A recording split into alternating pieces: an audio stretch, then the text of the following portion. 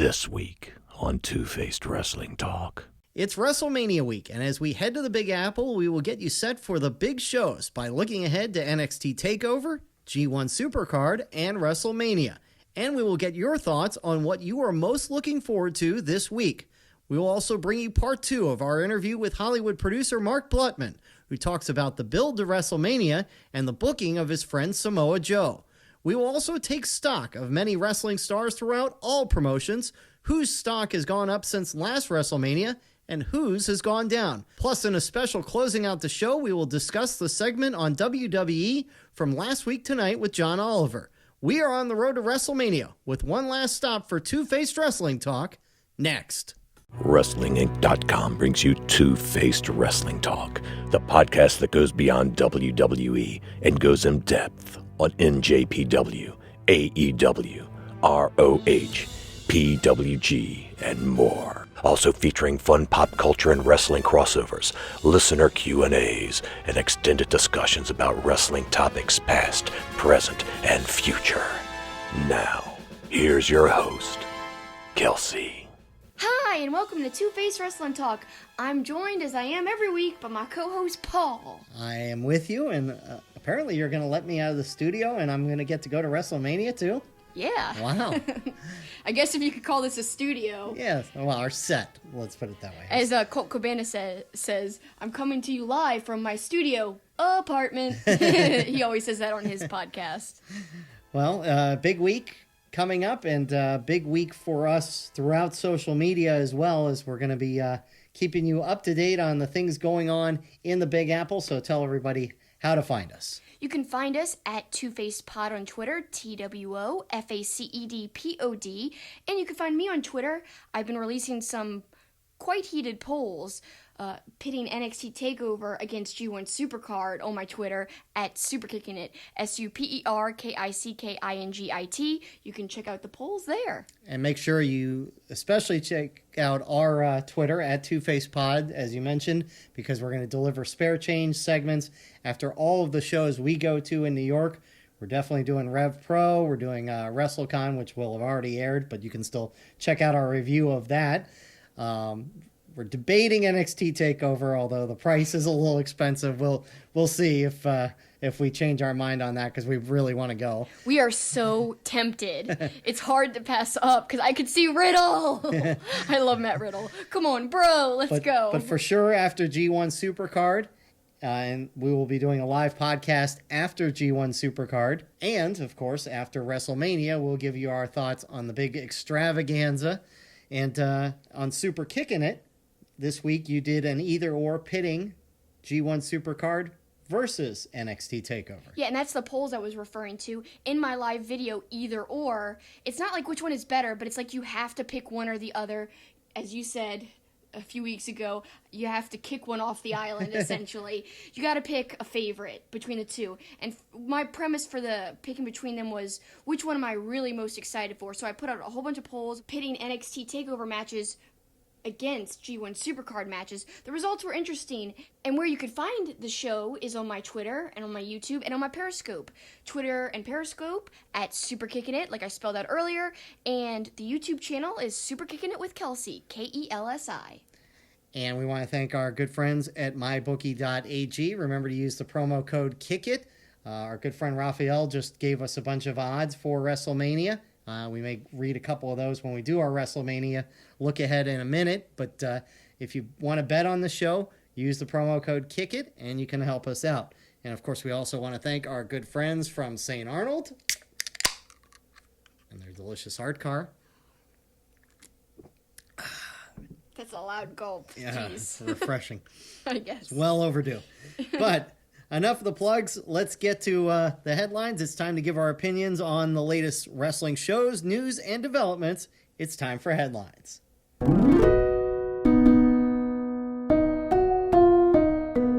we're going to start with G1 Supercard, which is the show we're attending on Saturday. Can't wait to be at MSG. But there was a Road 2 show on Sunday that Ring of Honor put on, and there were a couple of developments that have affected G1 Supercard. Bully Ray was, of course, bullying people, and Juice Robinson came out. Yeah, a lot of people had speculated that they would love to see Suzuki versus Bully Ray at MSG. I believe I speculated on that last week. Yes, well, everyone speculated on it. But you were saying you were hoping it was Suzuki or Ishii that comes out and faces Bully instead of Flip, because Flip is sidelined with an injury. Right. However, it's been announced on this show that it was Juice. I'm excited. I think it could still be good. And as my friend Zach pointed out, and I agree with him, they could be setting up a Bully Ray Suzuki match for a future War of the Worlds show. That would be great. That's coming up not that far away as well. Yeah, that would be great. And look, Juice had to be on the show. I mean, he's the U.S. champ. He couldn't just be in that battle royal. So it makes sense that he is in this, and obviously we're excited about that. We're excited. We had a long discussion about Juice last week, and we will get to see him go against Bully Ray, but we'll see what happens with Suzuki. And this is not the last time we're going to mention Suzuki. We'll be talking about him when we do our stock report a little later in the show.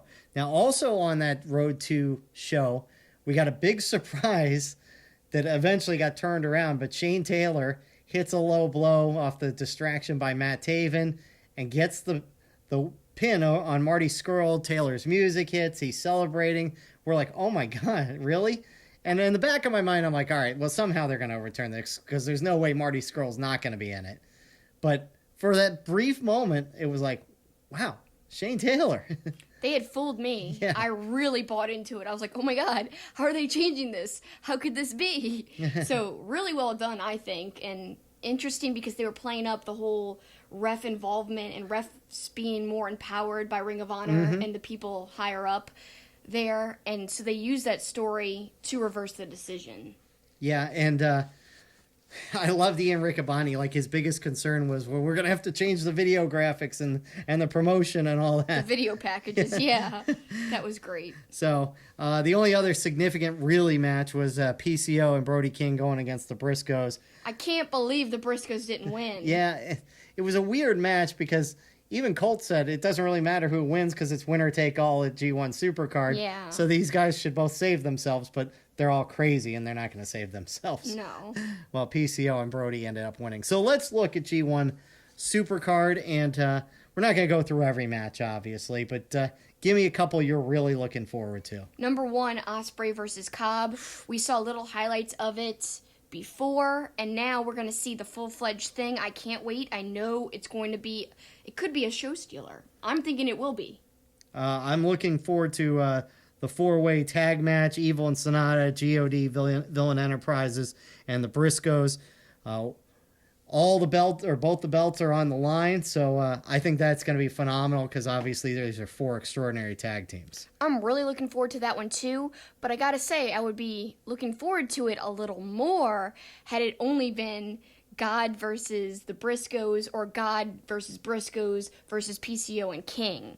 I feel like it's just kind of crowded right now. It is, and it's going to be chaotic, but I think it's going to be a lot of fun. I definitely think it will be fun. I'm just saying my excitement isn't as high as it was, but I know it'll still be great, and I'm still basically excited. Yeah, I mean, look, I like Evil and Sonata, love GOD, love the Briscoes, and of course we've fallen in love with PCO and Brody King since they've come aboard at Ring of Honor and joined Villain Enterprises.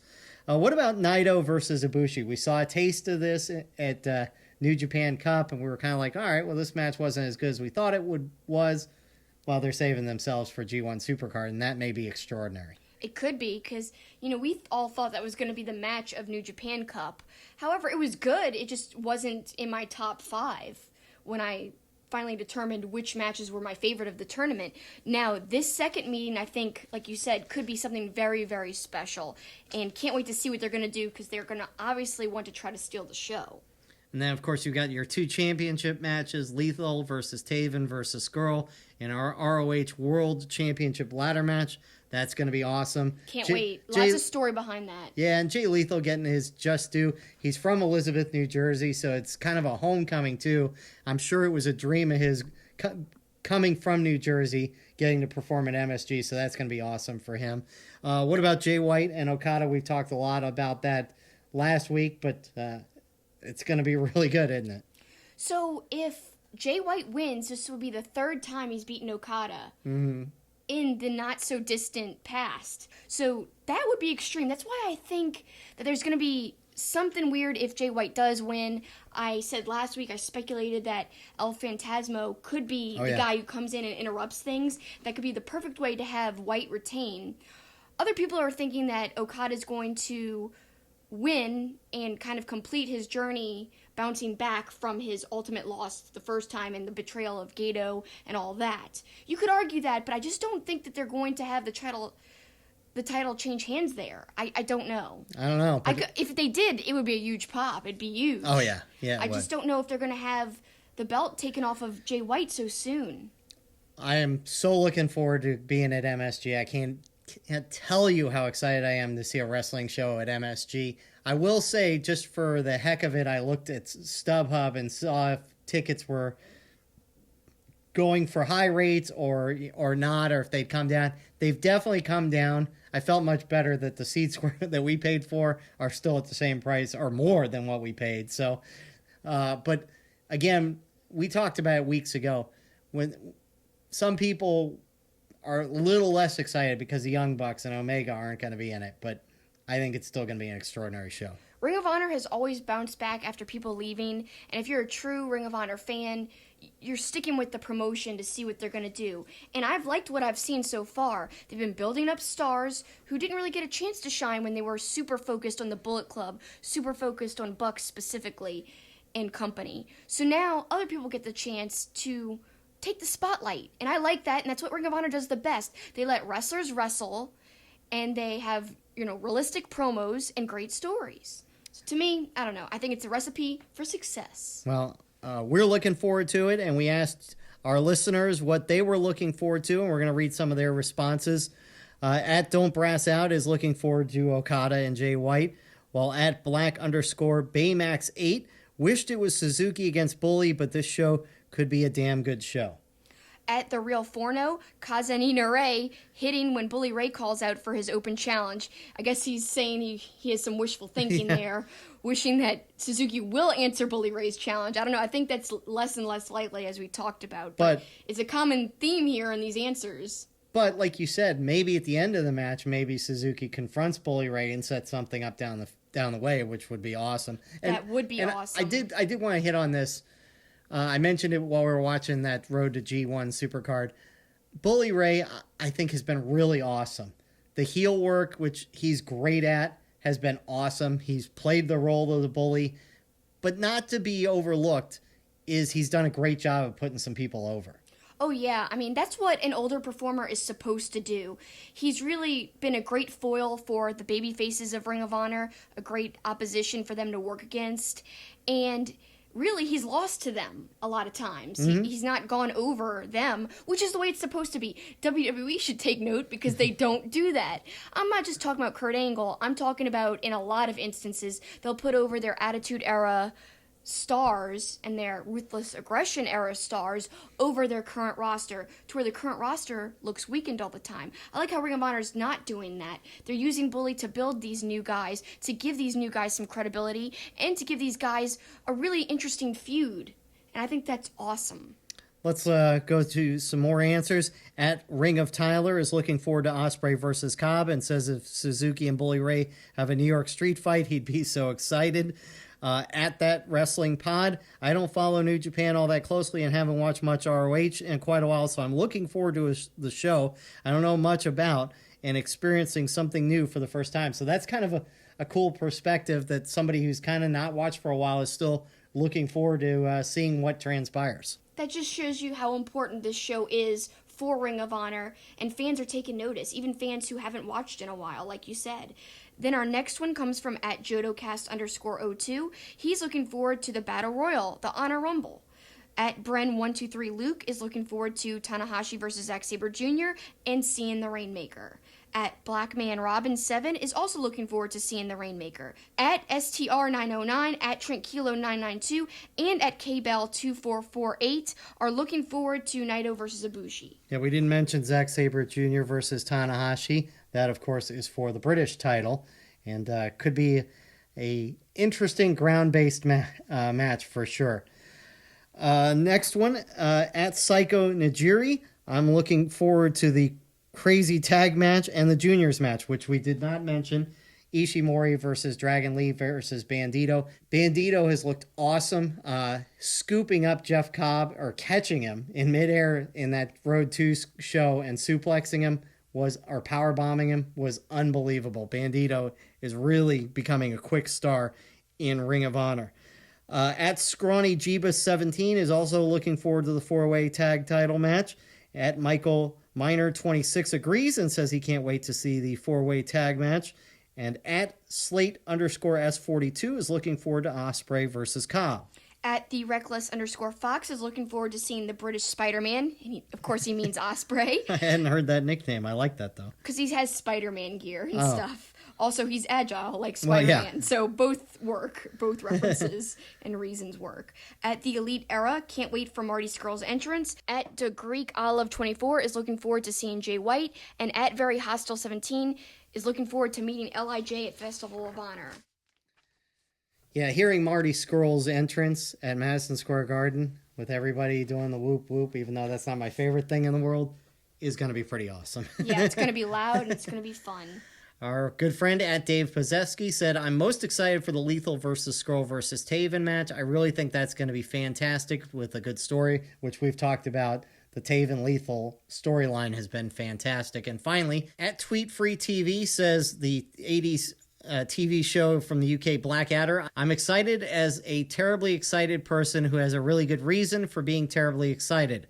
I'm in awe of the fact that Mayu Iwatani is on the show. I really enjoyed her in Stardom. I think this is such a huge step up for Stardom. Of course, she going against Kelly Klein once again. Well, next up on our list of things to get to is NXT TakeOver. You mentioned it at the beginning of the show, so we might as well start with that. Bro? Yeah, North American Championship match, Matt Riddle versus Velveteen Dream. I would just mark out if it was Matt Riddle, but then I'd be mad if we didn't go and it was Matt Riddle. I'd be like, I missed it. So I don't know how to feel. If we go and he wins, that'd be phenomenal.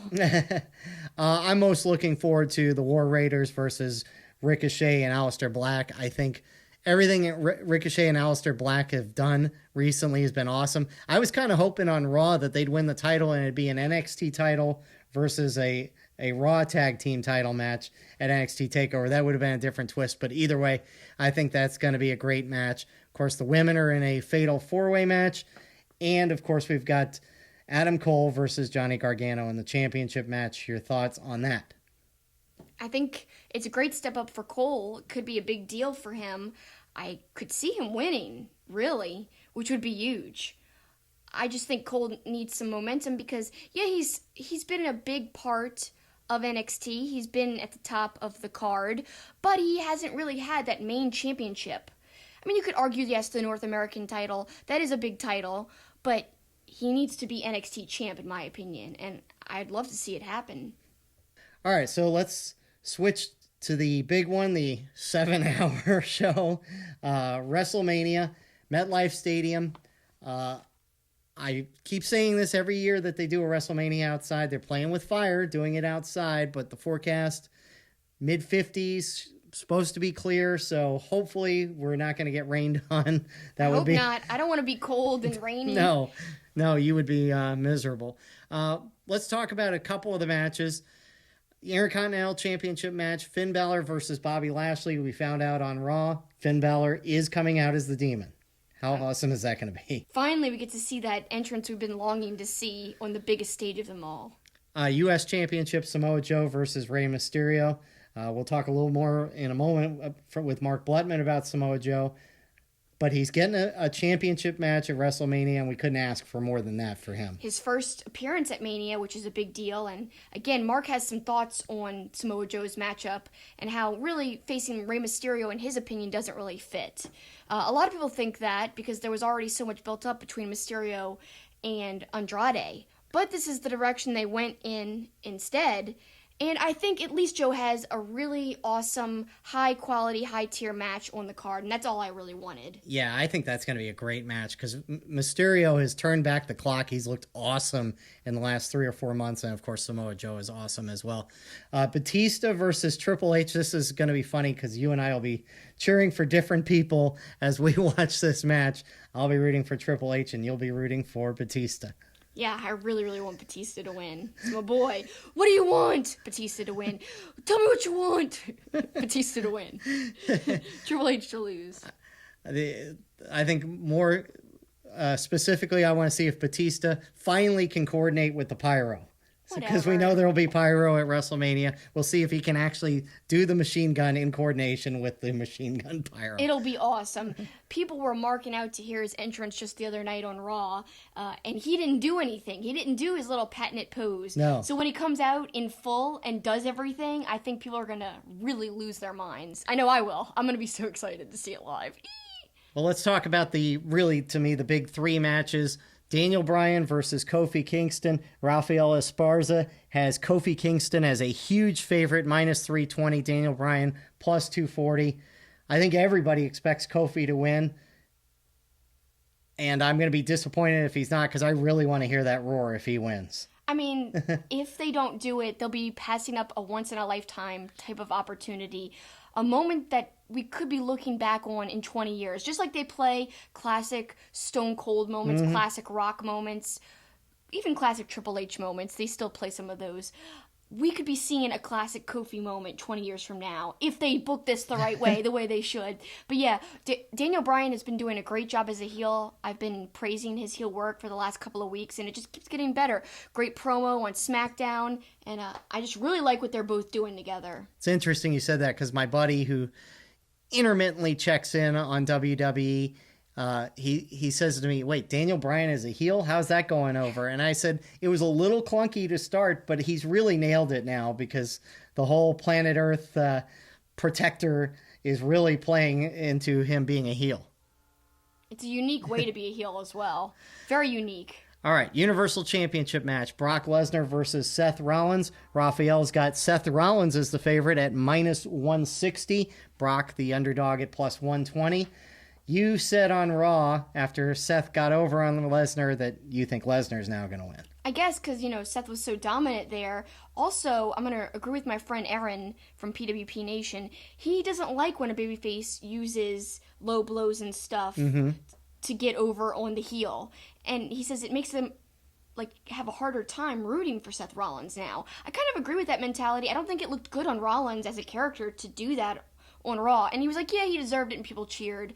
That was his whole reasoning behind doing what he did. But still, it doesn't come off like he's a pure babyface or like he's talented enough to beat him without doing that. It looks all wrong in my opinion. Finally, the big one, the Raw Women's Championship match, preceded by Joan Jett playing Ronda Rousey's entrance music, which is going to be awesome. Raphael's got Becky Lynch, of course, as the favorite at minus 280. Charlotte Flair 10-1. And Ronda Rousey at plus 300. I think a lot of people assume Becky Lynch is going to win it. Is Becky Lynch going to win it? Probably. Whatever. I know a lot of people will be very excited. I'd be excited no matter who wins. I think it's going to be a great match. I'm just excited that it's the main event and that they're getting the highlight that they deserve. And finally, it's happened after so long. So to me, I'm pretty pumped about this. Yeah, winner take all was announced on Raw before they all went into crazy mode and attacking each other and all got arrested. And I'll tell you, as I watched that Raw, I was really worried with them being handcuffed, that when they were falling down, who knows, somebody could dislocate a shoulder. I was really nervous that they were going to ruin the main event by doing something stupid. They were being super physical in those handcuffs. That could have been dangerous, just like you said. I was worried as well. Just all the stuff in the car. It just seemed really like they were going all out. And I was like, man, anything could happen. Just be careful. Just preserve the main event of WrestleMania. Preserve it. Well, of course, we're going to do a spare change right after WrestleMania. But now it's time to get to part 2 of our interview with Mark Blutman. You had this extended interview with him, and this is part 2. And what's he going to talk about here? He's going to talk about what he thinks of the build to WrestleMania and how it's been kind of lackluster in terms of storytelling. And I mean, who better to comment on the build to WrestleMania than somebody who's written stories for a living. Stories of one of the best TV shows and the most fun TV shows that I remember growing up loving, Boy Meets World. So let's hear what Mark Blutman, co-executive producer and writer of Boy Meets World and Girl Meets World, has to say about the build to WrestleMania.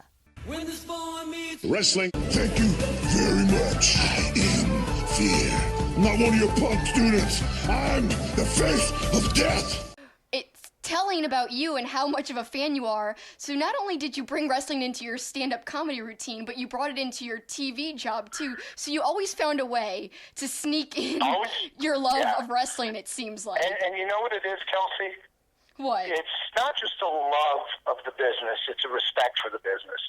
It's knowing that whether you like the business or not, it's been around forever, and it continues to endure.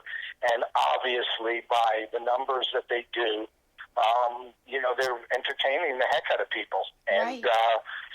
and so I think there's a place in our culture, in our zeitgeist, in our pop culture for it. Years later, when I was doing that show with Jaleel White called Grown Ups, I brought Triple H on for an episode. How is that? How was working with Triple H? He was he did a good job. He was a little stiff. He was playing a character who was a film action star. Right. And he was a little stiff, but overall he did a good job, and we made it work. But yeah, I just think, again, like we said, when we first started talking, that I love to tell stories, and that's what these guys do. They tell stories.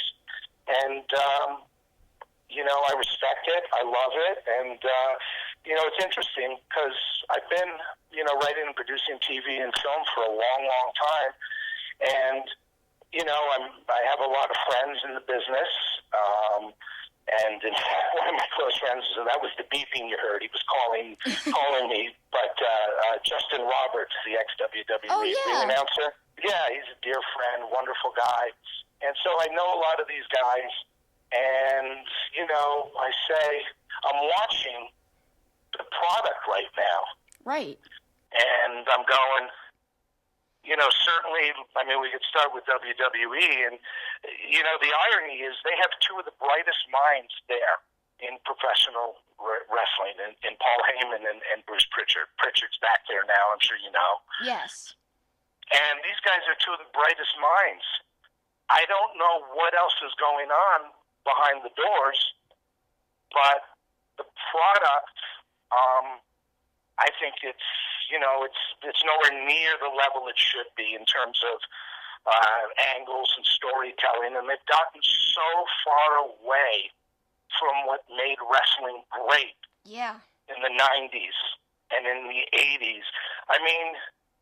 There used to be such unique characters, and now half the characters, they're all the same because they all do the same thing before they leave Gorilla. They put oil in their hair or water. Mm-hmm. They've got long hair. They come out. The hair is covering their face. They walk out like that. Then they snap their head back. The hair flips back, and you can see their menacing face. That's being a heel. That's it. Everybody's got, it's like, and these angles that they're doing, they just make up an angle. So we're on the road to WrestleMania, and they're just creating the angles as they go. There's no real slow build and slow roll. And as a writer-producer, I sit there going, and a fan. Of course, I've been a fan for 50 years. Maybe this is the stage of my career where I, do this for a few years. I make a switch. I'm doing a new show for Apple now that comes out in July. That's amazing. Not allowed to talk about it yet until they announce all their shows the end of March. But I don't know what's next, and I'm like, I would love to do this. I would love to go in and fix it because it is broken. Right. It's broken in certain places, and I know Vince is back there making these decisions. But oh my gosh, Kelsi, all the things that used to make it great is not there. And what they do is no different than what I'm really successful at, and that's good storytelling. You mentioned a couple of things. One, respect for what the men and women do in the ring. I have a great respect as well, just like you. That's why I love wrestling so much. It's just such an impressive feat and something that I really kind of look up to, because it's just mind-blowing that they do what they do and they make it look like a dance. They make it look so flawless. Like you said, it's kind of perplexing how the storytelling isn't on point when you think about the WWE roster right now is more stacked than it's been in a very long time. They've got the top of the top, the cream, essentially. And, you know, as Macho Man used to say, the cream will rise to the top. But the way they're telling the stories, they're not being allowed to rise. You know what I mean? No one really has a chance to shine in the type of storytelling they're doing right now. Right, and I really believe half the time, you know, there's a couple of guys at Gorilla, and Vince goes, your face, your heel. And then 2 weeks later, it changes. And, you know, as an example, it's like some of these matches, like all of a sudden, you know, it's 14 days or whatever to WrestleMania, or, you know, a few days when this airs, and, you know, half the matches are matches we've seen on Raw and SmackDown for the last 6 months. Yeah. What's the deal with Kofi facing Bryan multiple times, especially this last time in the gauntlet match didn't need to happen? It just is watering down if Kofi is going to get that match, which I hope he does. If he does get that match against Bryan, they've already faced a couple of times, and to me, it's like, not only are they cooling off Kofi's momentum a little bit, by kind of making the story overcomplicated a little bit, they're also kind of diluting the in-ring storytelling as well by having them face multiple times. And you could have them square off, you could have them have interactions in the build, but you don't have to have them have all-out matches. So, Kelsi, we have to sit through. Remember, again, the key to the storytelling is, you know, roping us as viewers in, and we don't know what's going to happen during this ride. Okay, so we see Kofi doing a gauntlet match. You know he's going to win. He's going over. Right. So how can we enjoy it when we know the result of almost every angle? And, you know, the other thing they're doing now, that's why I know it's not Paul and I know it's not Bruce, because they're too smart. But, you know, they're doing the 50-50 thing. Yeah, I don't like that. You know, Finn wins, Finn loses. Finn wins, Finn loses.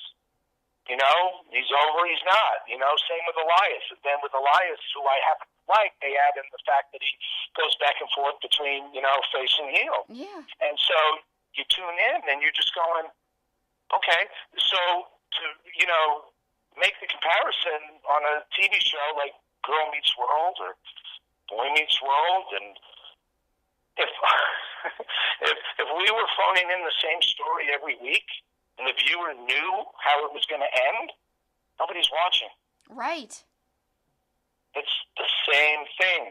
So, you know, a good friend of mine is this guy, Barry Bloom, who he knows everybody in the business. He's an agent to guys like Heyman and Goldberg and Jericho and all these different guys. And we had lunch recently, and I was kind of saying, I think it needs, you know, an infusion of somebody different, because you want to write and produce for these guys. I go for them, for AEW. I had lunch with Callis.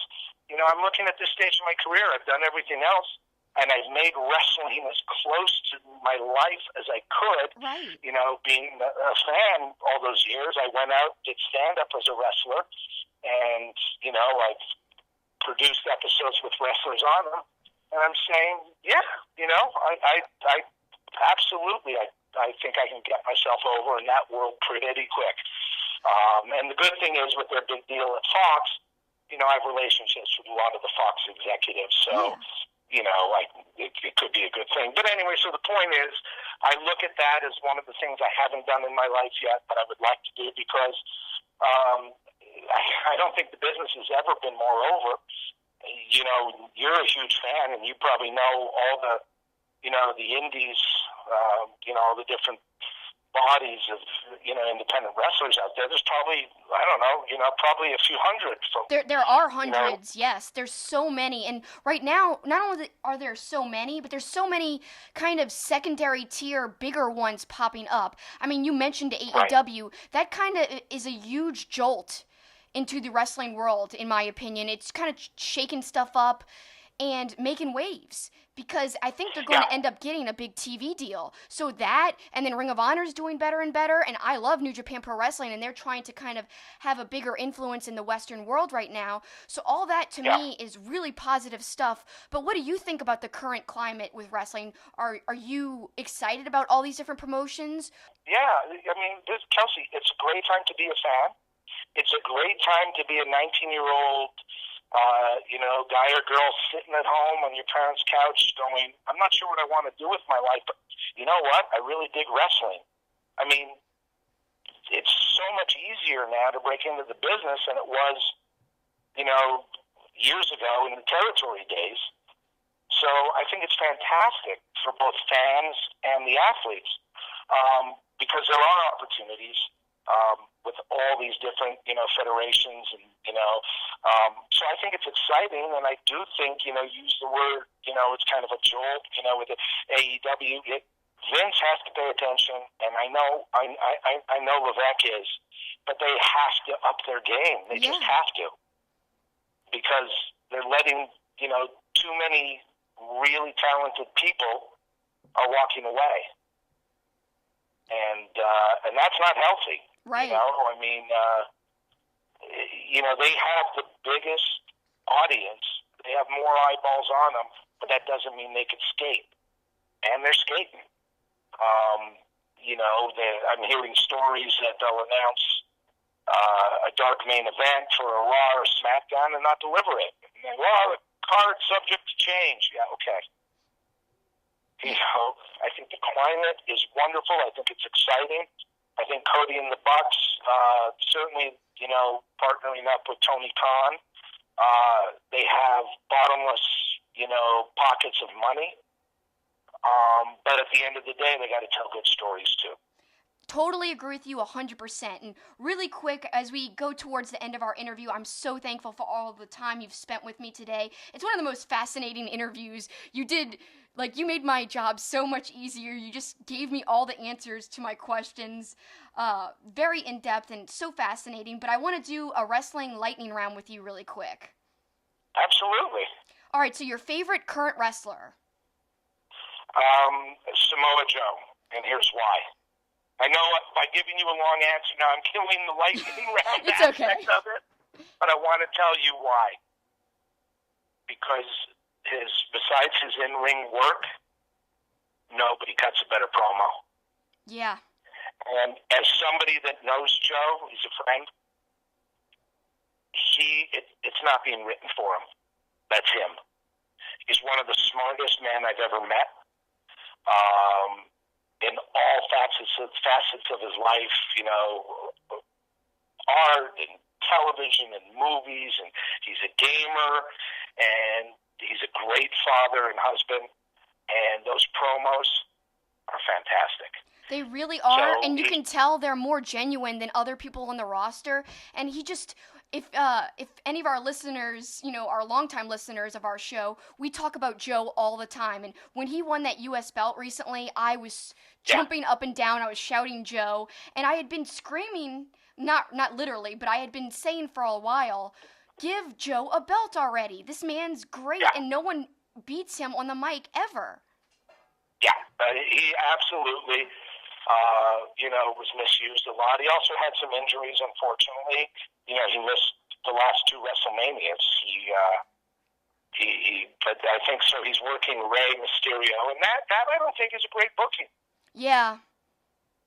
Unless they do something with his kid Dominique, and Joe goes after him, because every week on SmackDown, Joe is, working on Andrade, who I loved, and Mysterio and R-Truth. I thought they were going to do the Cena angle, because R-Truth was, doing Cena's, finishers and all that, talking that it was his hero. So I thought Cena would walk out and defend R-Truth with Joe, and that would be WrestleMania. So to just announce 2 weeks before WrestleMania, and you're going to be with Mysterio. Like, I don't know. It does I seem don't care. random because they did build up Mysterio and Andrade, but I am Right. excited because at least Joe's on the Mania card because I think he was injured the last few years and didn't get to be on the show. So now he finally gets that opportunity, and I can't wait to see him. And not No, only I'm get to see excited him, too. but he'll have a belt and be defending it on, what they say is the biggest stage of them all. So that's really a great I'm thing. super excited for him, and he deserves it. Great guy. Okay, I'm not going to, this time on Lightning, I'm going to play by the rules. Okay. Favorite all-time wrestler? All right. I'm going to go a couple here. I'm going to go Ric Flair. Okay. But I'm also going to go Adrian Adonis, the late Adrian Adonis. Yeah. That's a good choice. You can't argue with that. And the reason, well, no reasons. Okay, next, sorry. We can get into the reasons. Like, I'd love to do a second interview. We could get into the reasons then if you want. Favorite match, or I guess you could name more than one, but that's such a hard question, I know, but it's always good to kind of find out what kind of matches somebody likes. It says a lot about them, I think. Well, I have to say that there were a couple of guys in the Montreal territory. Back then, it was called Grand Prix Wrestling, and we had they worked with a lot of Vern Gagne's AWA. So Maurice Mad Dog Vachon, of course, was there. Right. Anyway, so the match was we had these two characters called the Hollywood Blondes, not Pillman and Austin, but the original Hollywood Blondes, Jerry Brown and Buddy Roberts. And I believe Buddy Roberts went on to be part of the Freebirds at some point, I believe. But anyway, it was Maurice Mad Dog Vachon and his brother Paul the Butcher Vachon for the belts, fighting the Hollywood Blondes. And it was 2 out of 3 falls, and the Hollywood Blondes won. And I am going to keep talking for a second here. Here's the difference between what they did back then and what they do now. So the Hollywood Blondes came out, long blonde hair, sequin jackets, and they kind of, played a little feminine, but not really, kind of Gorgeous George kind of thing. Oh, yeah. But here's the thing. Taking their jackets, they would take each other's jackets off. Or when they wore robes, whether it was a short jacket or robe, they would take each other's off. 10, 15 minutes that took. Really? Because they knew how to take it off and then snap it back on. As soon as they got the first boo, they'd snap it back on. And they knew how to work the crowd. And they got heat for Right. 10 minutes minimum just taking their jacket and sunglasses off. That's what's missing. Yeah, it's hard to get that type of heat nowadays. In fact, I can hardly think of anybody really. Like when Cody was pure heel, Cody Rhodes, he was pretty good at getting heat, but that's a different type of heat, but it's also a different time period in wrestling. Like things have changed so much with, technology and stuff. It's hard to have that pure of a reaction now, but it's still, it doesn't make it any less impressive when one it of the did mistakes they started making, Kelsey, Yeah. as kayfabe started to break, in my mind, heels and faces should not come out the same entrance. Right. Your illusion is broken from that moment because that means that they were back there together where they could have killed each other. Exactly. I would go back to separate sides. That's a great I would idea. make it so when the run-ins are happening from backstage, the fans are looking left to right. It's a heel. It's coming from the left. I would do all that because the lines have been too blurred right now. Right. When the spawn meets Wrestling, thank you very much. I am fear. I'm not one of your punk students. I'm the face of death. So fascinating stuff from Mark Blutman, and you've got part 3 coming next week, which is more about the show. Yeah, because we talked a lot about wrestling. In fact, I think we talked more about wrestling than we did Boy Meets World. But I wanted at the end to circle back and really get into some specific questions about the show. And I think some things you guys will find interesting if you grew up liking the show was his thoughts on how Eric's character changed throughout the show. He started off really smart and suave, and then he kind of got silly and ridiculous. But Mark explains that, and I love his explanation. I think it's so insightful. It made sense to me, and I was like, wow, this totally answers all my questions I had about Eric changing. So that's a fascinating interview, and we'll have part 3 next week. We're looking forward to that. We're also looking to WrestleMania weekend, and we're going to the Rev Pro show on Friday afternoon in New York City. Ishii, Zack Sabre Jr., and our boy Suzuki will be there. Tanahashi and Ospreay versus Suzuki and Sabre. That ought to be a lot of fun. We're looking forward to that as well. And plenty of other things to look forward to. And there's a lot that our listeners are looking forward to as well. So I put out the question on my Twitter.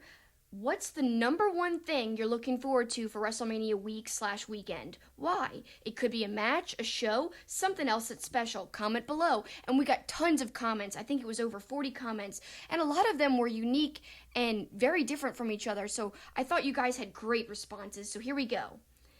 At BlackmanRobin7, NXT TakeOver New York because of Gargano versus Cole. Then at Psycho Nigiri, the CW title match for sure he's looking forward to. At Old School Pants, just an amazing weekend full of wrestling he's looking forward to. At Kristen Herzog 1, a lot of things on the WrestleMania card, but I'm looking forward to seeing some variation of this the most. And she posted a gif of Seth Rollins swinging the title in the air, like he did at WrestleMania, what was that, 33? 32? Can't remember. Well, I tell you what. 31? I think remember. It was 31. I don't remember which one. I'll tell you what I'm most looking forward to is hearing 80,000 people yell "burn it down" when he goes to the ring. That's going to be awesome and deafening. Good guy, Dave. For me, it's the main event of WrestleMania, an absolute historic match for WWE that could potentially change an entire division if the rumors of a little unification are true, which seems like that's the direction they're going, and that has him excited. At Smart to Death says Will Ospreay versus Jeff Cobb, which you pointed out as well you're very much looking forward to. Yeah, and then at I Hate Yanks 27 agrees by putting the emojis clap, clap, clap, clap, clap. He can't wait for that match either. And I'm also a big fan of that Twitter handle, if that's referring to the Yankees and not Yanks as in Americans. I think it is about the Yankees, I'm sure. At Deej Kirkby, for me, it's the start of At Brainbuster Radio, a collective of amazingly talented people and great friends wrestling-wise. It's the multitude of amazing cards and matches. If you can't find a match or a wrestling event for you over Mania weekend, you aren't a wrestling fan. So true. So well said, Deej. At An Honorable Pod is looking forward to Bloodsport and Josh Barnett versus Minoru Suzuki. That should be crazy and awesome. Please, Suzuki, beat Josh Barnett's butt. Please. At PCH Nilbog, I want to see Becky and Kofi finally get their belts. That's it. At Caden CN, for me, it's Kofi/Bryan, Cole/Gargano, Walter/Dunn that I'm looking forward to the most. I'm also looking forward to seeing the Elias segment at Mania quite a bit. I just hope it doesn't disappoint, so I'm not letting my expectations get too high for that one. Yeah, well, I wish Elias was more than just an act. I wish he was wrestling, but I think it is going to be spectacular. At Cow Riot says, I'd be lying if I knew every event that's taking place. I just hope that every wrestler kills it, from interviews, merch stands, their matches, etc. To everyone going, have fun and stay safe. I love that. That's such a sweet message. Next one is at Erie and Peace. Ridiculous amount of pizza I will eat and the guilt that will come after. That's probably a safe bet. Lots of New York style pizza will be devoured over the next few days. And the guilt will be real for me as well, with all the beer and crazy food we'll be eating and drinking, and we won't probably be exercising that much. So, man, the guilt is real. I feel you. You know how much guilt I'm going to feel? None. 0. You're right. You're going to be missing working out. No, I'll be okay with it, having all that delicious pizza and all the other good New York food. I want to try some cool places. That's something that I forgot about when I've been hyping this to other people, but just trying the food places and seeing New York and New Jersey, which I've never been to either state. If you're going to New York, there's a debate on who the first ever pizza place is. Lombardi's is actually the oldest, and I can't remember the name of the other place. It's the oldest at its current location, but they're right in the same area. Both have delicious pizza. Are we going to try both? Well, we'll at least try one of them, if not both. We'll We see how much time we have. And contrast. I don't know. We might not have time for all that pizza. At Dropkick Lee, who does WWE bring in as a surprise? Also, does the G1 Supercard provide as much excitement as it should? That's a good question, but I think it's definitely going to deliver. Don't worry. I agree. At Black_Baymax8, all of TakeOver in New York he's looking forward to. G1 Supercard, AJ versus Orton, and Daniel versus Kofi specifically. Yeah, we didn't mention AJ versus Orton. I think that's going to be a good mid-card match. Styles, of course, was in the championship match a year ago, so I'm sure he's a little disappointed that he's not in the championship picture, but going against the Legend Killer should be awesome. At Brian Koval, not going to lie, Bullet Club tailgate party before Mania, hanging out is, I assume, what he means there, with cool wrestling fans, drinking beer and eating food before we do the WrestleMania marathon, which it is a marathon. Pace yourself. Don't drink too much beer because you got 7 hours of wrestling to watch. Gosh, that's going to be so long. At ZachShe130, meeting you, meaning me, and everyone else I hope to meet post G1 Supercard. Hopefully we can meet up with Zach. We are thinking we'll be doing a post-show podcast, so we might not be able to after, but maybe some other time during There's no point in me meeting him. He clearly just wants to meet you. I'm sure he means you, too. I doubt. I don't know. Nobody wants to meet me. You're so mean. Maybe that's because you're too much like, get off my lawn. Yeah. We're like, we don't want to meet Paul. He's such a grump. Yeah. No, I'm just kidding. At DSmooth210, this is tough, but I'll say I'm looking forward to Adam Cole versus Johnny Wrestling the most. That could steal the weekend for sure, with both guys on their A-game. Honorable mention, when the WWE Four Horsemen are holding all the belts to close out the show and fireworks going off. Very nicely said. At HowAreHow1980, the G1 Supercard, because that whole show is so stacked, and at MSG, it should be something that feels very special. I agree with you 100%. At JMells1323, Orton versus AJ could be amazing if given the time and allowed to run its course. Potential show stealer. I like that. That's an unusual pick there, an unusual comment, but he's right. It could be true. At Cody Collier, 24, women main event in Mania. The Queen versus the Man versus the baddest woman on the planet. Can't wait. Cannot wait. At Blue Ribbon Pod, Joey Janela's Spring Break, which is going to be a huge show and sold out really quick. In minutes, really. It's one of the most anticipated shows of the weekend for a lot of people attending, so it should be great. We didn't get tickets, but I wouldn't be opposed to rewatching it later if it's available streaming, which I'm sure it is. Everything is available now. At Sir Weaselton. I love that handle. Adam Cole and Johnny Gargano. Still don't know who I'll be rooting for. That is a lot of people are going to be torn on that for sure. I don't know. Me too. I mean, I think I'm gonna root for Gargano. I think whoever loses will be on Raw the next night. And Gargano has already been sort of promoted, so I think whoever loses will be on Raw. And I think it will be Gargano that loses but gets promoted. And I hope the rumor of him going to 205 Live is not true, because that would be a colossal mistake. Huge mistake. And yeah, I think you're right. I think it will be Cole who will win. And I think he needs that. He needs to be champ. And, I mean, he'll carry the company really, really far. So I'm looking forward to that. At MuseLover86, I'm genuinely worried about the length of the show. I'm tired even thinking about it. At Pater Carnivals, he didn't say anything. He just posted a picture of Becky Lynch holding the Raw Women's Championship. So pretty self-explanatory there. At Smohawk, going to my 7th straight WrestleMania. Very impressive. This will be our 3rd straight. And this will be my 5th overall. And my 4th. Yes. He says, most importantly, going with his fiancée. Oh, that's sweet. For her first time. That should be a lot of fun. I hope they have a blast together. I think she'll love it. It's such a cool and huge spectacle that I think even casual fans would enjoy it. I don't know how anybody couldn't enjoy WrestleMania, except for the length, really. That's the only bad and, thing. you know, look, if you're in the upper deck, you're a long way away from the action, but there's big screens, and it's all about the spectacle. Also, if you have somebody behind you explaining everything, like, oh yeah, suplex just then, and like literally calling out every move, please don't. Yes, please don't let us be in front of somebody like that again. Let's pray we don't have the armchair analyst behind us. At Body Slam Net, I don't know why, well, because it's going to be awesome, but I'm super stoked for Joey Janela's Spring Break 3. Probably looking forward to that cluster F the most. It will be a cluster.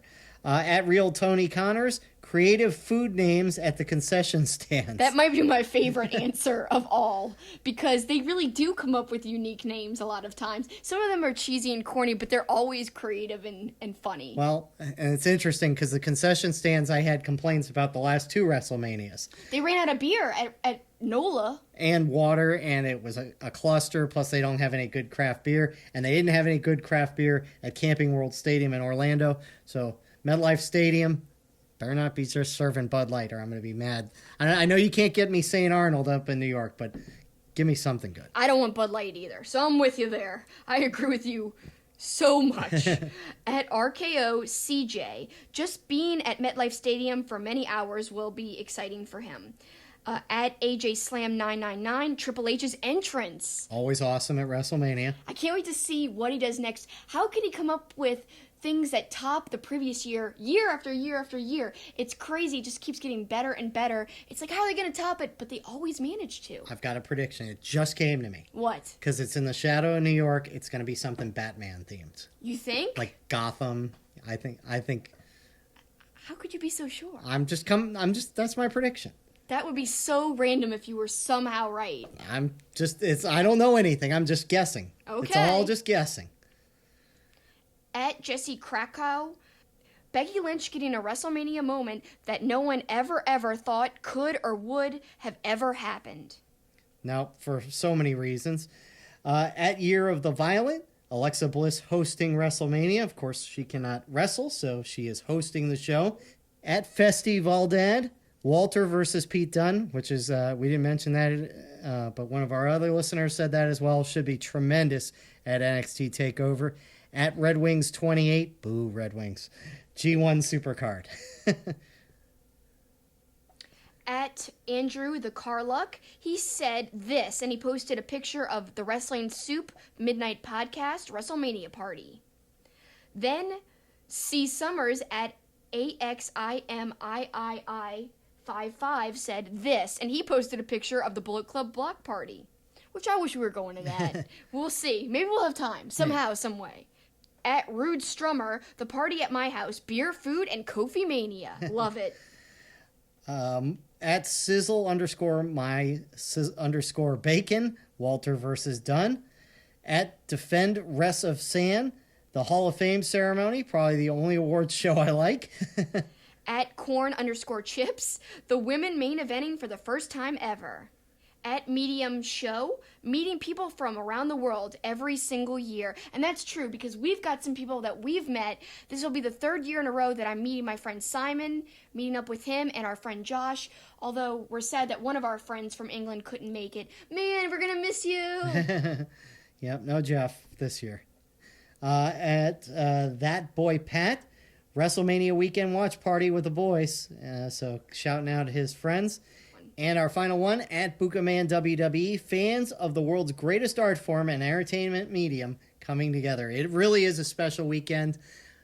You know, in New Orleans, you could really see wrestling fans take over the streets. It'll be interesting to see wrestling fans in Times Square, you know, down in Brooklyn, over in Jersey. It's really spread out, but it's also in a terrific location, and it's going to be a lot of fun. You know what I think is most impressive and really a testament to how special wrestling fans are? We had over 40 answers, and most of them were very unique. From one end of the spectrum of what you could be excited about to the other, it had it all their responses. So that just tells you how great wrestling fans are and how great it is to talk wrestling with others who have the same passion as us. And by the time you listen to this show, we will already be on the ground in New York City, and we're looking forward to bringing you a little taste of the action throughout our social media. So make sure you follow Kelsi at Super Kicking It and follow us at Two Face Pod, because we're going to keep you updated on all the happenings. We'll be taking pictures. It'll be, we need external chargers because we're going to be busy with our phones. Very, very, very much so. We need those chargers. But when we come back, we resume an extended discussion we started a year ago as we take stock of wrestlers throughout all of our favorite promotions and look back at some of our choices from a year ago. And in our closing out the show, Kelsi and I will look back at the piece John Oliver did on Last Week Tonight about WWE stars' status as independent contractors and how AEW could factor in that. St. Arnold Brewing Company, located in Houston, is Texas' oldest craft brewery. Their goal is to brew world-class beers and deliver them to their customers as fresh as possible, making them the best beers in Texas and Louisiana. Their customers are beer lovers, people that appreciate great, full-flavored beers. So whether you're enjoying an Art Car IPA or a smooth-drinking lawnmower, look for St. Arnold beers throughout Louisiana and Texas. Our Two-Faced Wrestling Talk logo was inspired by Two-Face, the Batman animated series character, and his coin. The logo was designed by the talented and creative artist Eric Hudson. Eric creates wrestling-themed pieces as well as other pop culture art. He is also currently working on a Roddy Piper comic book. You can follow him on Facebook, Twitter, and Instagram at Dreaded Dinosaur. You can also support his work by becoming a patron at patreon.com/dreadeddinosaur. Please check out his work. And now back to Two-Face Wrestling Talk. Just like every coin has two sides, so does every wrestling discussion. It's time for Heads and Tails.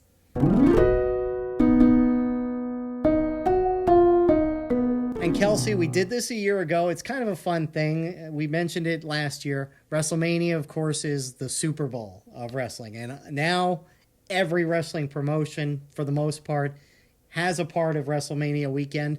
And so we get a chance to look at all of the stars.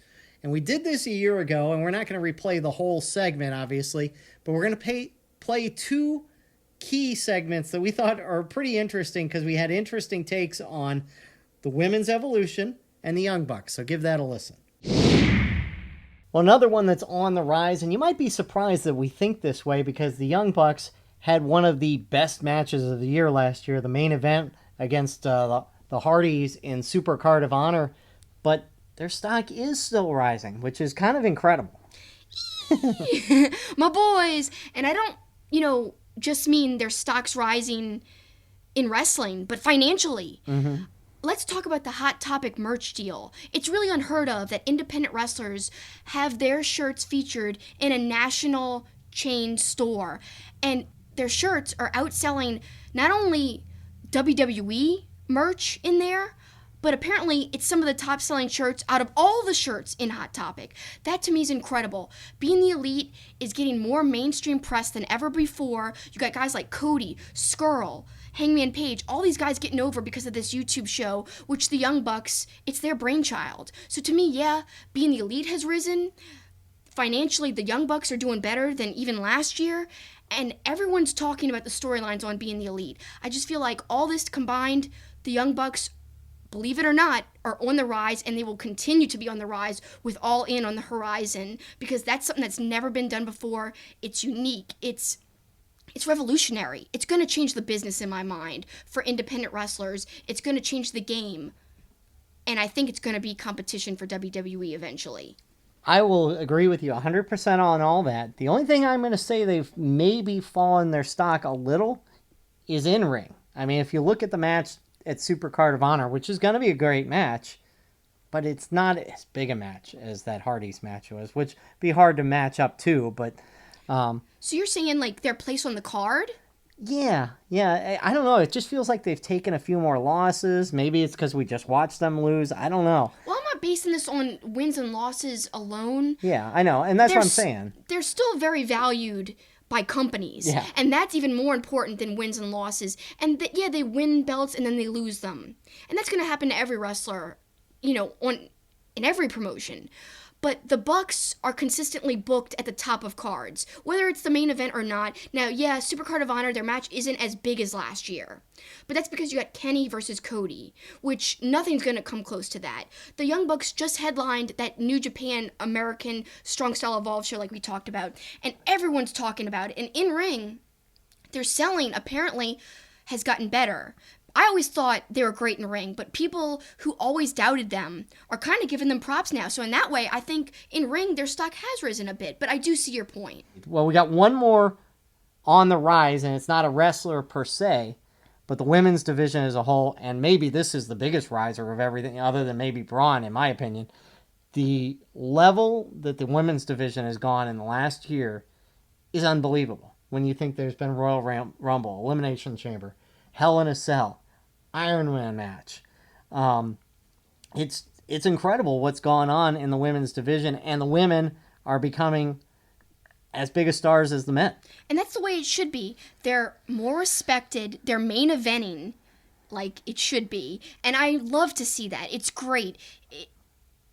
And it's how it should have been a long time ago. But you've got a really great crop of talent, really great women's wrestlers right now. Charlotte, Asuka is so over. I mentioned this a few weeks ago when she came out after that Ruby Riott Charlotte match. The crowd went insane. They were so loud. It's great to feel that feeling that a woman is so over with everyone in the crowd. Whereas you look back at the last time Mania was in New Orleans, during the women's match, everyone went to the concession stand. And that was because it was after the Undertaker loss. Of course, everyone was bummed out. But even so, they considered the women's matches the bathroom break, the concession time. And it's so great to see how it's changed now, that it's taken seriously. People stay in their seats for the women's matches. Well, and look, I think even last year's WrestleMania, the women's matches weren't nearly at the level of any of the matches we've seen over the course of the year.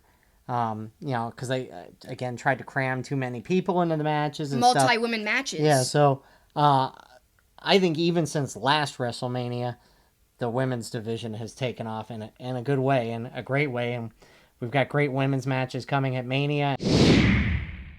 And see, I kind of knew that the Young Bucks would succeed in their venture, and maybe that bigger things were on the horizon for them, and turns out bigger things were on the horizon. We're seeing it play out now. Well, some other people we talked about that we're just going to quickly go through from last year. Braun, last year we said he rose. I feel like he's taken a step back. I mean, he's big time. It looked like he was going to maybe beat Brock Lesnar for the title. Now he's back in the Rumble. He's focusing his attention, like Kane on Pete Rose, he's focusing his attention on Colin Jost and Michael Che.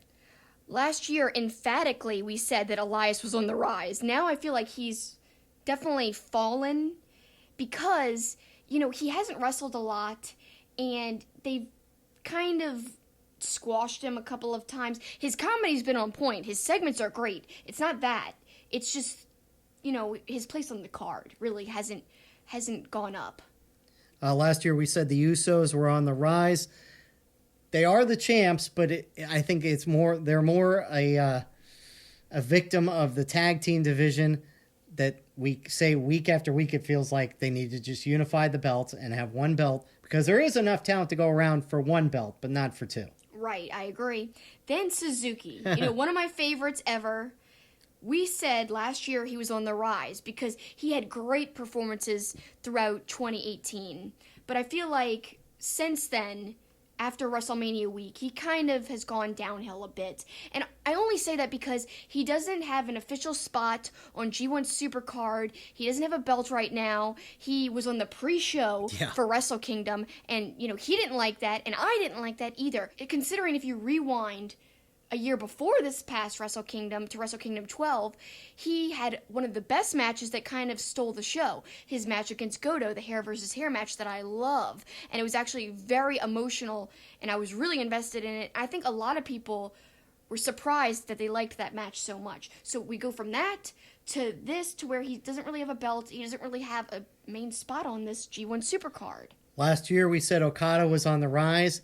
I think you have to say he's a little down because he doesn't have the belt anymore, but he's in the main event at G1 Supercard. He's on his way back up, I think. So I would almost say he's even with what he was last year. Last year we had two guys static, Cesaro and Sami Zayn. I think both you'd have to say are down. I have to say for sure Sami Zayn has fallen. Not only because of injury, but because it's seeming less and less likely that he'll ever get a title shot. Definitely not a world title shot, but probably not even a secondary title shot, which really makes me sad because he's in my top 5 faves list of favorite wrestlers. And so to see him not get the push he deserves is a bummer, but we could see him at Mania. He could be a surprise. He could be in that Rumble, although I think it probably would be more impactful on Raw or SmackDown if his music hits, and he'll get a huge pop. Totally agree. I'd rather that because, the Rumble doesn't seem to have a lot of high caliber. Well, and there's no real intro. There's no entrance music. There's one or two entrance musics, but for the most part, everybody just comes down to the ring. Exactly. So that would be kind of a lackluster return. Last year we had Rusev falling. Well, I can't say he's gotten any higher. So he's static now from what we said last year because really he's not doing anything prominent. Ty Dillinger, we said that he was falling because he wasn't being used. Now he's not even with the company anymore. Adam Cole, we said had fallen, but obviously his stock is on the way up. Well, we didn't even explain that because people might be saying, what? They say Adam Cole fell this time last year? He was doing great in NXT from the moment he debuted, so at no point was he not doing well there. Right. It's just that we were comparing how he had the year before that a great match against Marty Scurll at Supercard of Honor, and it was a very prominent match, although it kind of opened the show. People were super excited about it, and his place on the card there in Ring of Honor was pretty high. So at that point we were unsure of where he would go in NXT, although he was received very well, but we just didn't know how it would be. So I definitely think he's risen. Yeah, because he was a major part of the being the elite storyline and things like that. So I think we even said it was a slight fall. It was almost semantics. Definitely on his way up, and especially if he can walk out of Barclays Center on Friday night with the NXT Championship. So let's turn our attention to this year and some new names. Yeah, we've got a lot of new names here, and some of them we'll just go through quickly. We won't give much explanation because it's kind of self-explanatory. Others we'll elaborate on a little bit. So I put my first name on there, Bryan Pillman Jr. I think he's wrestling a lot more. He's getting over. People are learning his name, which they should know his name because his father, Brian Pillman, was one of the best promo guys, one of the best characters ever in all of wrestling. So I think he's getting over more and more. Can't wait to see what his future holds. Bandito, you mentioned him. He's a great addition to Ring of Honor's roster. It's awesome. And he could really have a wonderful 2019 in store. MJF going to AEW. We saw him, I guess, a year and a half ago. Didn't know who he was when we went to Wrestle Circus in Austin, Texas. Since then, he's definitely on his way up. I think being a part of All In was really kind of the catalyst for that. And so since then, it's just he's been getting more and more popular, more and more well-known, and rising. His stock has definitely gone up. Then we've got Jimmy Havoc, another person who, not that he wasn't around, he's been around for so long, and he's been a favorite of mine for a while, but I feel like he's all over right now. He's popping up everywhere in every promotion, and joining AEW, I think it just means his stock is on the rise, even more so than it was before. Will Ospreay just keeps going up. I mean, the arrow is pointed straight up with Ospreay. Never open weight champion. Going to have a great match at G1 Supercard against Jeff Cobb. Beloved, people love him. He's transformed his wrestling ability. We saw it at New Japan Cup with the Stormbreaker on Lance Archer. Oh, that was awesome. Also, he's given new meaning to the Never Openweight Championship belt. He really has made that title mean something that it hasn't meant in a long time. And they've called him an aerial assassin for a reason. He just keeps going up, up, up, aerial. What about his opponent? His opponent, Jeff Cobb, I mean, geez. PWG, he was shining there. He was shining everywhere he wrestled. But now that he's joined Ring of Honor and they've put a belt on him, the sky's the limit for this guy. Such an impressive athlete. We knew about him before, but I think this has been a great year for him so far, and I think it's just going to get better. These next two, I think, are almost to the Will Ospreay level, not quite with their rise. And they've been around a while, but Impact, really, their matches against LAX, they're everywhere. I mean, they're literally everywhere. They really are. The they Lucha wrestle Brothers. all over the place. Yeah, it seems like every show we watch, the Lucha Brothers are on it. They are set for a collision course with the Young Bucks at Double or Nothing. Their stock is way up, and Phoenix may be one of my favorite wrestlers. He's incredible. He is incredible. And don't forget that Bucks Lucha Brothers match has happened in PWG, one of my favorite promotions. So if you guys are interested, check out that match. You can't really overstate how successful they've been this past year. Then we move on to some people who have wound up in NXT. Riddle, Keith Lee, both, you can't argue with them being on the rise. However, Keith Lee is rumored to be injured, so I'm saying he's probably going to have a little bit of a fall. Yeah, but he is wildly popular. At some point, we're going to, if we get that match against Dijak, we've done all sorts of research on them and PWG and the great matches they've had. So Keith Lee, we love him. We saw him last year at this time at winning the title against Chucky T at Time as a Flat Circle. That was a PWG, yep. Where Keith Lee nearly took you out by the bar. That was so amazing. That was one of my favorite shows ever. I'm wishing Keith Lee a speedy recovery for sure. Then some other people, Yoshihashi. That might be a controversial choice to say his stock has risen, but it has. Came back from injury with a splash, with a little bit of a new attitude, and on sleepy Yoshihashi. I still say he looks sleepy to me. The Bucks and Cody, obviously we're not seeing them wrestle, so from a wrestling perspective, they're not rising, but obviously for what they're doing for the business, way up. Oh, yeah, gosh, you can't say it enough. And as you saw, I kind of predicted that, as I said in my comment last year. I just think it's so cool how they're evolving and revolutionizing the biz. And we're going to talk a little bit more about them in our closing out the show as well. Having to do with them, Sammy Guevara is also on the rise because of his involvement with AEW, and just his social media presence is really high as well. So I think he's had a great year, and it will only get better for him.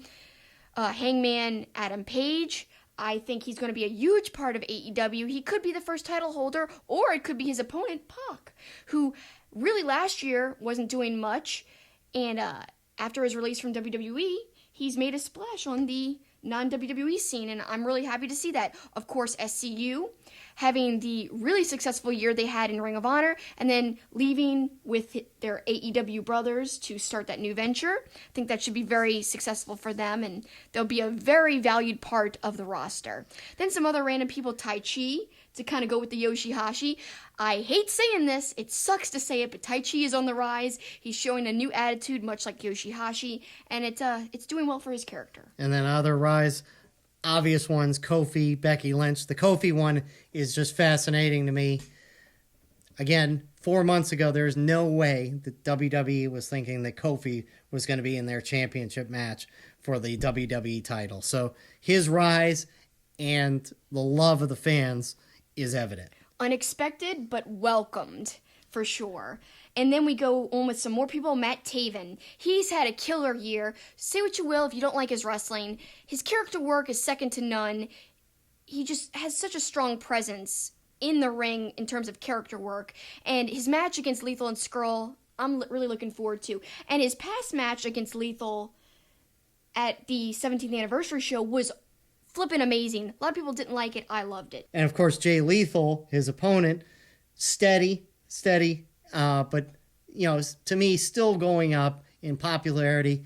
At G1 Supercard, they mentioned between his 2 title reigns, over 700 days of title reigns for him. So he's been incredible, and obviously he's going to be amped for MSG. And Samoa Joe finally has a title, so he's on the rise. And I think despite what you and Mark Blutman said, I think the Rey Mysterio match actually is going to be tremendous. It could be good. I really loved both the performers in the match. I just think, the story isn't as strong there, that's all. I'm not saying it won't be good.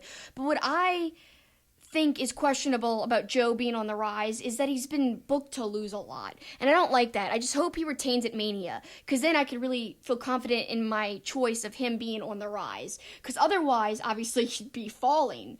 And I love that he's a belt. I love that he's finally on the WrestleMania card. Props to Joe.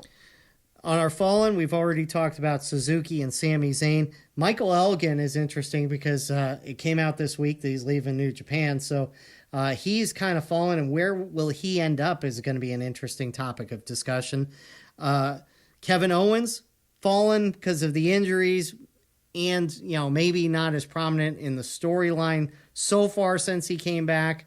And I don't know what his role is going to be at WrestleMania, if at all. So I got to say he's fallen right now. A little bit, and I'm just not a big fan of the babyface-ish Kevin Owens. I'm more like the pure heel Kevin Owens. Absolutely. We've got some interesting ones Kenny Omega, we put a question mark. We didn't know really whether to say if he's fallen or not, but if you go backwards a year, he had some of the greatest matches ever against Okada and against a lot of people, really. Very prominent winning streak, great performances, many of them in a row. To now, he's not wrestling very much. Paired with Ibushi over the course of last year, that was phenomenal, well received. And then he's just done it in New Japan, which we talked about was weird. That he didn't have a goodbye, which leads me to believe at some point he will, but he's basically just dropped off the face of the earth. Clarify that. Sometime he will come back, you're saying? I think he will. To New Japan. Yeah. Yeah, I think maybe they're leaving the door open. That's why they didn't have an official goodbye. Because you could say, oh, they don't want to promote that he's leaving for another company. But they didn't do that with AJ Styles. However, maybe it's a little more sensitive because it's AEW. Or like we're speculating, maybe there's something more to all this. I don't know. Another obvious one, Asuka, Alexa Bliss. But here's another one that's kind of iffy. We're going to say Ishii has fallen, and you might be asking yourselves, why, guys? Why are you saying Ishii's fallen after his great performance in the New Japan Cup tournament? Well, yes, he had some of the best performances, but he's still not booked officially on the G1 Supercard card in a prominent match. And to me, that means he's kind of fallen. He was booked really high up on some cards, and the past year, he really hasn't been booked very high up on cards. And also, we saw during WrestleMania last year him beat Zack Sabre Jr. for the Rev Pro title. So, of course, since then he's lost it, and now, he doesn't have a belt. Now some static, folks. We've already hit on a couple of these, but how about Gargano? Kind of static. He's kind of in the main event again at NXT TakeOver. You could argue that he's in position to finally win the title, so in that regard he's up a little maybe, but really kind of static. I think people are going to balk that we're saying he's static, but what we mean is, he hasn't really fallen, of course, but he hasn't won a title again recently. So to me, he's kind of just the same place he's been. Yeah, I mean, he won the North American title, but then turned around and dropped it almost immediately. Exactly, which I found very odd. Charlotte, static. Yeah, I mean, yes, she's in the main event, so you can argue, no, she's risen. But, in terms of getting over with the crowd, she's not over right now. She's really a total heel, but I like her heel work. So, I don't know, I feel like people just kind of underappreciate her right now, and so to me, she's kind of static. This one is interesting for a couple of reasons. Ronda Rousey, she's certainly fallen in popularity with the crowd. The crowd is not with her at all. You could say she's higher in that, she's now the champion and she's headlining the main event of WrestleMania. So in that regard, she's up to counter her fall in popularity. I would kind of argue she's also up in the regards of she's gotten better and better as a wrestler. So you could go a lot of different directions. You could say stay the same, up in some regards, down in others. So that's why we put her in the static category for now. We mentioned AJ Styles earlier, that he's not in the championship match, but he's still got a really good match against Randy Orton. And some people think that it could steal the show. Right. So if that happens, then he's on the rise instead of being static. And then we put, originally a few days ago, we put Juice as being on the verge of rising, but still static. And I guess I'm going to stay with that statement, although his announcement of facing Bully at G1 Supercard kind of makes him, a little more prominent and his stock a little higher, I think. But still, I would say static overall. Until he has some more big wins under his belt and has a more successful run with the U.S. Championship, I think we have to keep calling him static. But I have a feeling that'll change very soon. Well, that's the stock report, and we'll do it again a year from now. But we love kind of doing that segment because it's fun to talk about. But now it's time to close out the show and send them home.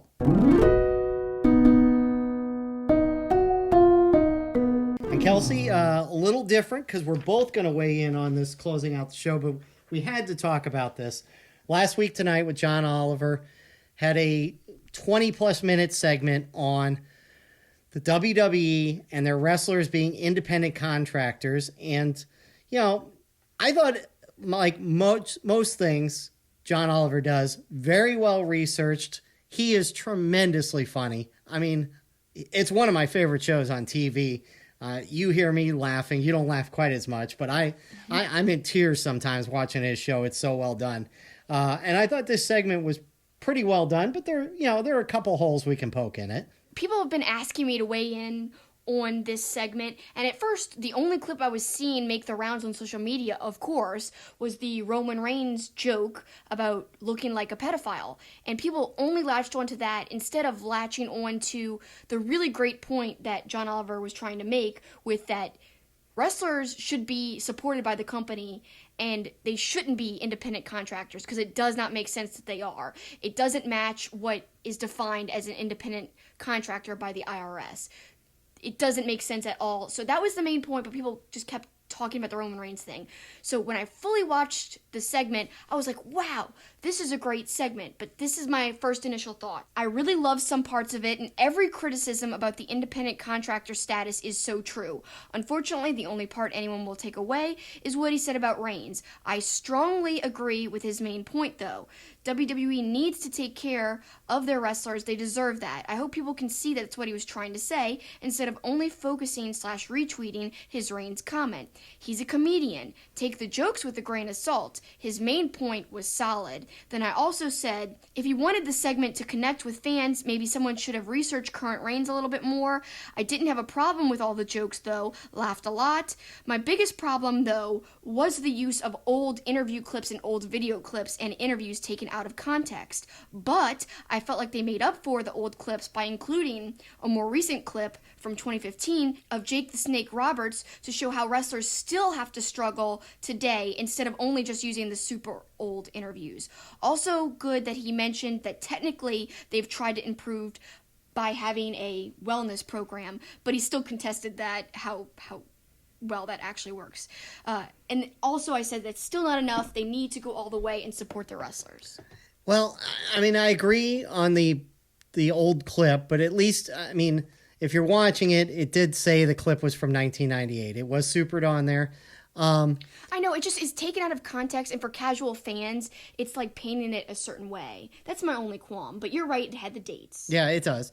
I think the one that I thought was the best was Jesse the Body Ventura's comments on the Howard Stern show, because he nailed it dead on. Now, granted, he had an ulterior motive. He was trying to unionize wrestlers, but he said the definition of an independent contractor is you can accept any job. Well, you sign a contract with WWE, so you're not really an independent contractor, so you should be treated as an employee. Or if you're an independent contractor, you should be able to wrestle wherever you want. So I thought that was one of the best points. It was. Now, the thing about Roman Reigns, look, I get, what Roman Reigns just went through. I understand all that. He didn't make fun of cancer. He didn't say he was a pedophile. He said he looked like a pedophile. It was a joke. People have got to lighten up a little bit. I mean, take what he said with a grain of salt. He's a comedian, and he didn't accuse him of anything. He was just trying to be funny. So, one of my future episodes of Kelsey Likes is about Seinfeld. And if you recall, of course, Seinfeld touched on so many controversial things. They touched on making fun of cancer. They touched on making fun of death. I mean, heck, that's what comedy does sometimes. It kind of hits people the wrong way, but it's all just a joke. Seinfeld did way worse than this joke. Family Guy. I mean, yes. What does Family Guy do? Family Guy, what? Because it's animated, it's not, it's still, some of the stuff they say on Family Guy makes you cringe, but it's humor. It's not a personal attack. I think that's the thing we've got to differentiate, and I don't want to go on a whole other tangent, but if it's a personal attack, it's one thing. If it's a joke and it's not even an attacking joke, I thought people were latching onto the wrong thing, and I'm getting sidetracked because this was such a well thought out, humorous piece, and John Oliver kept stating throughout that he loved wrestling. He kept showing clips of Vince getting hit. He showed Mick Foley going through the table on fire and saying that was what TV show has that? He goes, even our show, it should be called, We Don't Have a Guy Going Through a Flaming Table. Yeah. I think one of the comments on Twitter that encapsulated what this segment did the best was Jim Cornette. He said, well, after a complete viewing of the segment, this is the absolute most truthful outside media piece I've seen on wrestling in over 40 years. I don't usually agree with Jim Cornette, but I do agree there, and that's such a powerful statement that he made to prove that this segment is actually a good thing. Well, and there's plenty of other people talking about it, and a couple of them are with AEW, so I think you ought to read those because those are interesting because AEW has made a point of saying that they're going to have health insurance for the wrestlers. Yes, and again, that could be a huge thing for wrestlers wanting to leave WWE and go to AEW because you got to take care of your employees or whatever, your independent contractors in terms of WWE's case. But Hangman Page said, last week Tonight piece shined a light on just how little power wrestlers have had over their terms of, quote, employment in an industry with little to no competition or regulation. Sobering reminder that you can be our biggest advocates with how you spend your money and time. Then he followed it up by saying, and to clarify, I'm not trying to encourage this company's bad, this company's good, mudslinging or nitpicking, just encouraging folks to support alternatives since the competition for your interest will create positive outcomes for wrestlers across the board. So well spoken. That statement is so well said, and it really makes a lot of sense.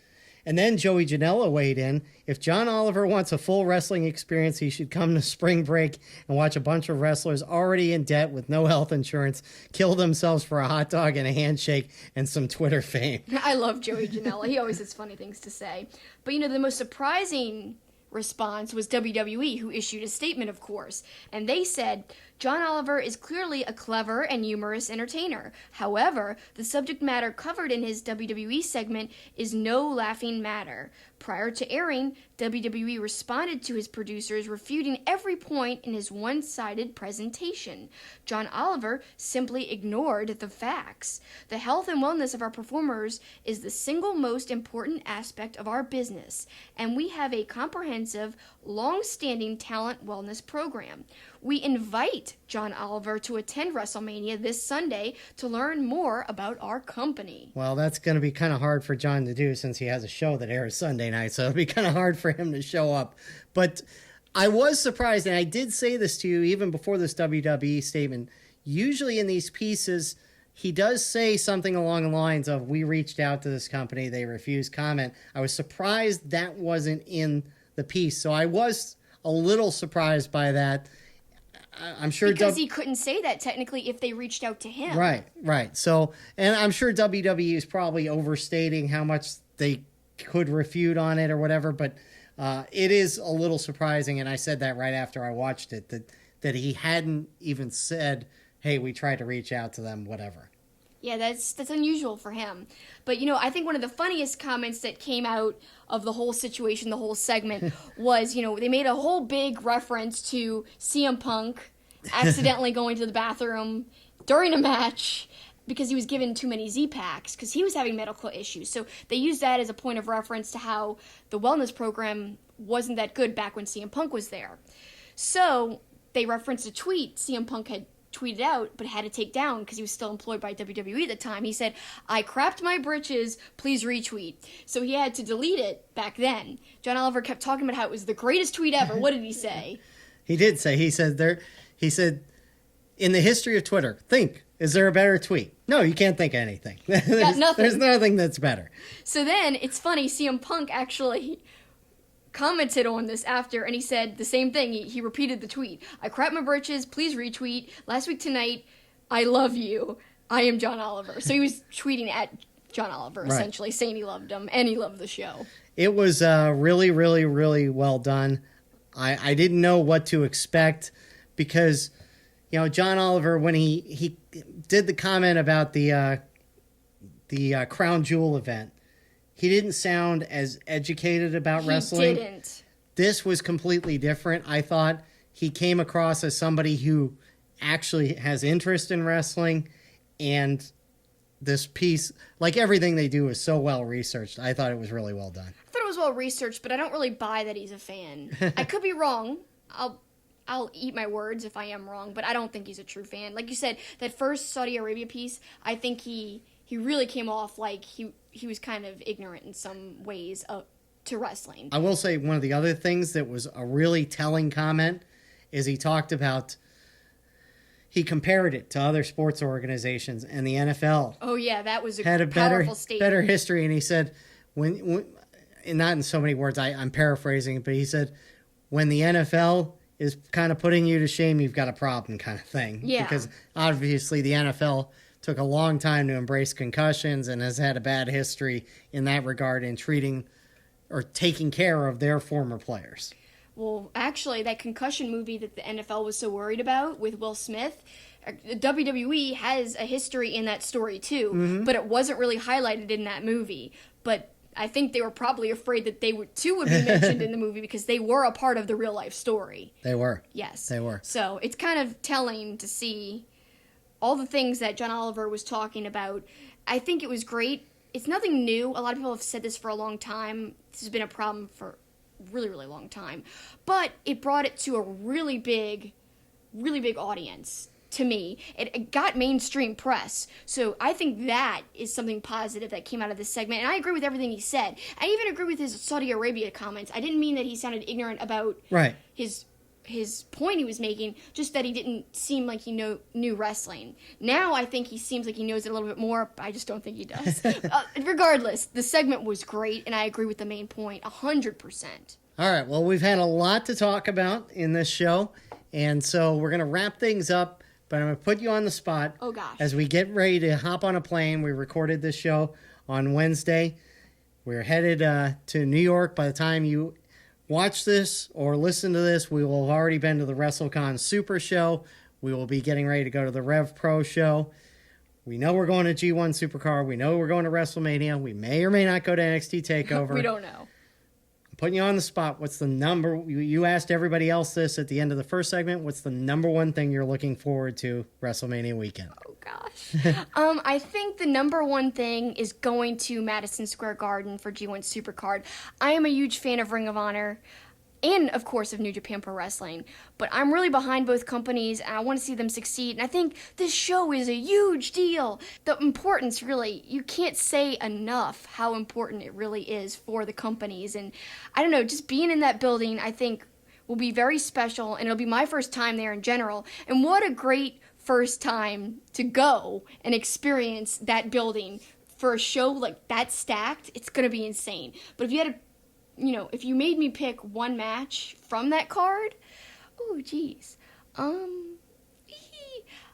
First, earlier I was saying Ospreay and Cobb. I'm still looking forward to that, but I guess I would have to say the tag match because I love the Briscoes so much. So I guess I'm looking forward to that match the most. I sort of agree with you on the one thing. I think overall the G1 Supercard I'm so looking forward to because of the history, because of being at Madison Square Garden, because it's a great card. If I have to pick one match, I got to pick the one that's making history. The all-women's main eventing WrestleMania for the first time. I can't believe Vince is letting it happen. I'm still waiting for the beginning of the show when he's going to turn and make Brock Lesnar the main event or something. Oh my God. No, he'd be the true biggest heel of all time. So, no, look, I'm looking forward to them making history. I like what our one listener said. Hopefully everybody performs their best, gets out of the shows injury-free throughout all the promotions because it's such a special weekend. It really is, and it's jam-packed with wrestling. So we thank you guys for taking the time to listen to us or view us on this crazy jam-packed weekend and week full of wrestling. We really appreciate that we're part of that week for you. So thanks so much for your time, as always. Hope to see you here next week or have you listen to us next week. And make sure you follow our social media so you get all our recaps of all the shows we go to. Hopefully Takeover may be one of those. We'll see. Regardless, we'll have some sort of reaction to that show, I'm sure. And live podcast after G1 Supercard. I think you're leaning towards wanting to go to NXT TakeOver. Oh, of course I want to go. You were saying the reasons not to go. Now you're kind of saying like, oh. I don't know if I want to plunk down $400 when I've already paid over $600 for WrestleMania. But it's insane, I know. We're going to be broke after But this. anyways, thanks for joining us. Thank you guys so much. Hope you enjoy WrestleMania week. I know we will. Yes. That's it for us. That's the finish.